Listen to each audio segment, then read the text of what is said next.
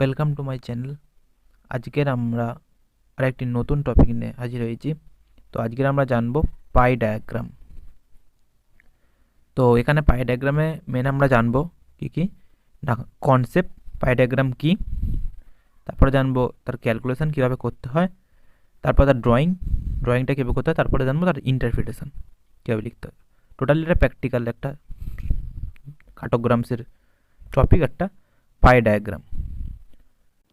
তো প্রথমে আমরা জানবো পাই ডায়াগ্রামের কনসেপ্ট, পাই ডায়াগ্রাম কী, কেন আমরা করছি। তো হঠাৎ করে কেউ যদি বলে, কিংবা অনেক সময় যারা গ্র্যাজুয়েশন করছে তাদের পাই ডায়াগ্রাম অনেক সময় ভাইবা হয়, তো সেখানে যদি জিজ্ঞাসা করে যে পাই ডায়াগ্রাম কেন করবো কি, তো সেখানে আমরা জানবো যে পাই ডায়াগ্রাম কেন করছি, কি বিষয়টা।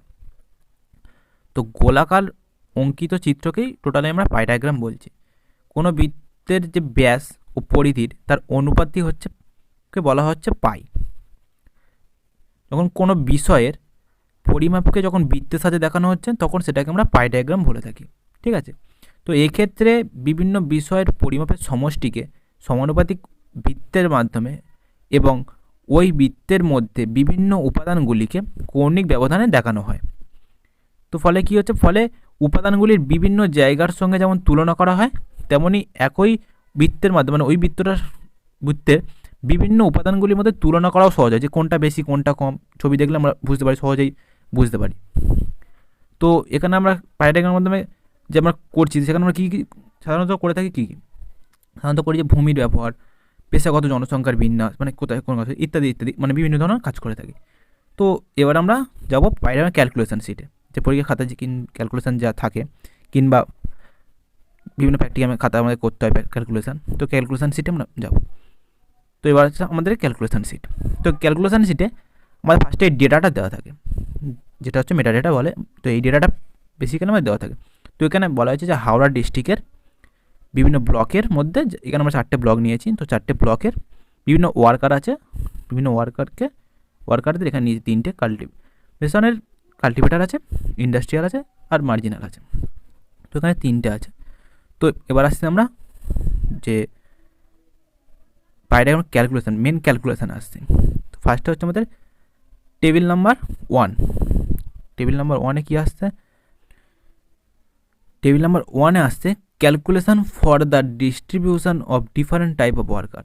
তো এখানে আমাদের মেন করতে হবে কি না, ফার্স্টে যেরকম ডেটা দেওয়া আছে সেরকম ডেটা লিখতে হবে। এখানে এই টেবিলে মেন আমাদের করতে হবে টোটাল, যে বাগনান ব্লকের কাল্টিভেটার কত, ইন্ডাস্ট্রিয়াল কত, মার্জিনাল কত, ওয়ার্কার কত, এই 3টে ওয়ার্কার টোটাল করে এই টোটাল ওয়ার্কার বলে আর একটা আমাদের কলম করতে হবে, সেই কলমে লিখতে হবে টোটাল ওয়ার্কার বলে।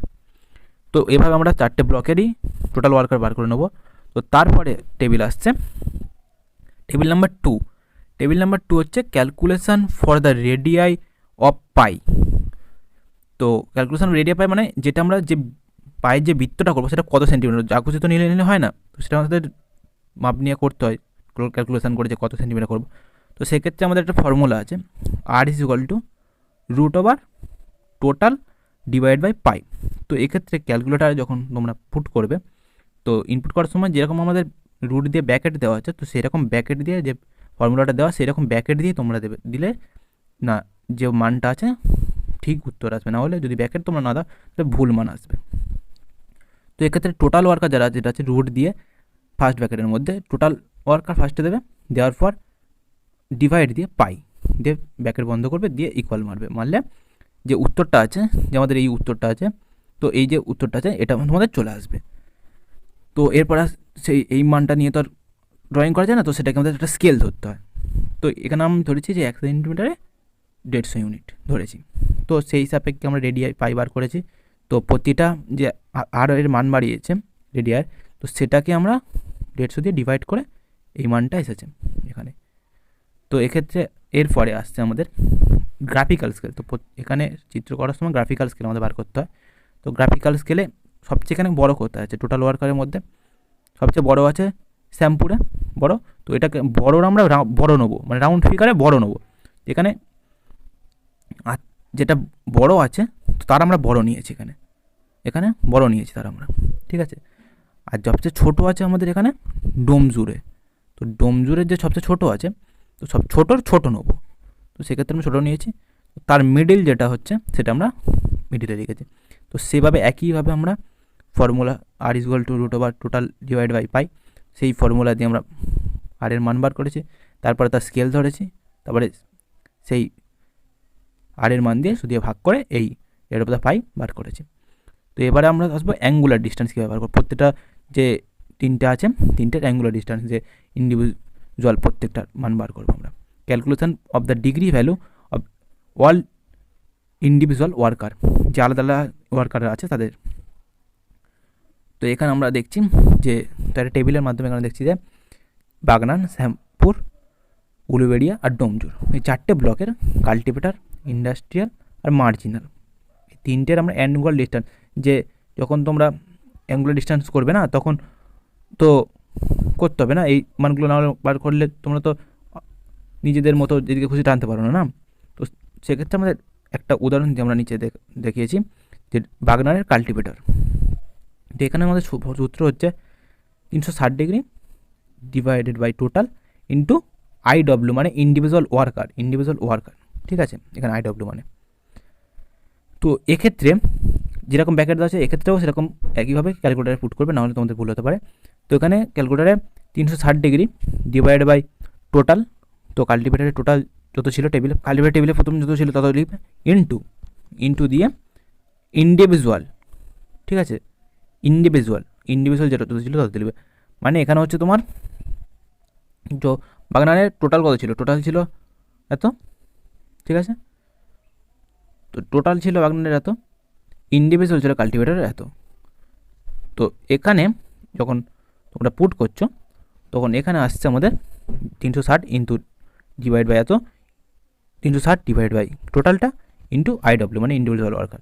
তো বার করে এখানে আমাদের ডিগ্রি মান বেরিয়ে আসছে। তো 360-এর পরে যদি ফার্স্টে মানে ক্যালকুলেটারে ফার্স্টে পুট করার সময় যদি ডিগ্রিটা তোমরা দিয়ে দাও, তাহলে যখন ইকুয়েশন হয়ে আসবে, ক্যালকুলেশন তোমাদের হয়ে যাবে, তখন তোমার ডিগ্রি ভ্যালুতেই মান পাবে। যদি ডিগ্রি ভ্যালুটা প্রথমে না দাও ডিগ্রি সাইনটা, তাহলে লাস্টে আবার তোমাকে আলাদা করে ডিগ্রি সাইনটা দিতে হবে। তো যেরকম আছে সূত্র তোমরা সেরকমভাবেই দেবে, তো মান এরকম বেরিয়ে আসবে অটোমেটিক। তো তিনটে যখন তোমরা বাগনানের কাল্টিভেটার বার করলে, ইন্ডাস্ট্রিয়াল বার করলে, মার্জিনাল বার করলে, বার করার পরে তিনটেকে যোগ করে দেবে 360 ডিগ্রি হচ্ছে কি না। যদি 360 ডিগ্রি কম হয় তাহলে জানবে তোমাদের কোথাও না কোথাও ভুল হয়েছে। 360 ডিগ্রি আসলে তবে, এবার 360 ডিগ্রি 359 ডিগ্রি মানে একটু এদিক ওদিক তো হবেই, 360 ডিগ্রি তো পারফেক্ট হয় না, তখন এদিক ওদিক করে কম বেশি করতে হয়। তো তোমরা দেখে নেবে সেটা 360 ডিগ্রি যেন হয়। তো এরপরে আসছে আমাদের ড্রয়িং। তো এখানে আমরা ম্যাপটাকে স্কেল অনুযায়ী নিতে পারিনি, কারণ আমাদের ম্যাপ অতটা নেওয়া সম্ভব হয়নি, সেজন্য ম্যাপ তাড়াতাড়ির জন্য ম্যাপটা স্কেলে নেই। তো তোমরা যখন যে কোনো ম্যাপ ইউজ করবে তখন স্কেল থাকে যেন, তার নর্থ লাইন থাকে, এই দুটো তোমরা মেনটেন করবে যে কোনো ম্যাপের। তো এখানে বাগনান যা আমাদের মান ছিল সেই অনুযায়ী বাগনানের হচ্ছে চিত্র, এটা উলুবেড়িয়া, এটা শ্যামপুর, এটা ডোমজুর, আর এটা হচ্ছে, এবার তারা একটা ইন্ডেক্স দিতে হবে, কাল্টিভেটার এত, ইন্ডাস্ট্রিয়াল এত, মার্জিনাল এত। এখানে আছে গ্রাফিক্যাল স্কেলের যত তোমাদের ছিল যেমন ওখানে দেওয়া ছিল, তো সেই অনুযায়ী তো গ্রাফিক্যাল স্কেল এখানে যেরকম মান আছে তিনটের মান তোমরা দেখে নেবে, সেই অনুযায়ী তোমরা তিনটে ড্রয়িং করবে।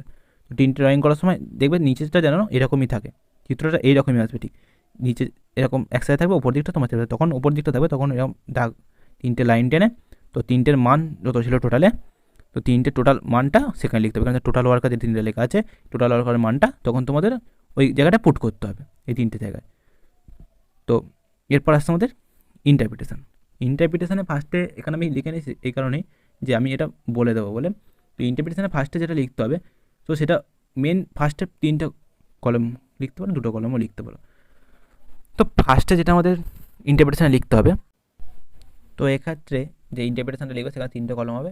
প্রথম কলমে লিখতে হবে তুমি কোন জায়গার ম্যাপ এখানে ইউজ করেছো, ঠিক আছে। এখানে আমি যেমন হাওড়া ডিস্ট্রিক্টের ম্যাপ চুজ করেছি, তো হাওড়া ডিস্ট্রিক্টের লিখবে যে প্রদত্ত মানচিত্রে, তুমি যেখানে মানচিত্র নিয়েছো প্রদত্ত মানচিত্রে, যেটা তুমি বুঝতে পারছো প্রদত্ত মানচিত্রে বোঝা যাচ্ছে যে হাওড়া ডিস্ট্রিক্টের আমি এই 4টে ব্লক নিয়েছি, বাগনান, উলুবেড়িয়া, শ্যামপুর আর ডোমজুর, এই 4টে ব্লক নিয়েছি।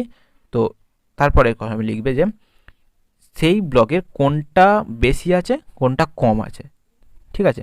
এখানে যেমন কাল্টিভেশন, এখানে প্রত্যেকটা জায়গায় মধ্যে শ্যামপুরে দেখো কাল্টিভেশনটা বেশি, তো সেক্ষেত্রে লিখবে যে প্রদত্ত মানচিত্রে দেখা যাচ্ছে যে শ্যামপুরের কাল্টিভেশন ওয়ার্কার বেশি রয়েছে।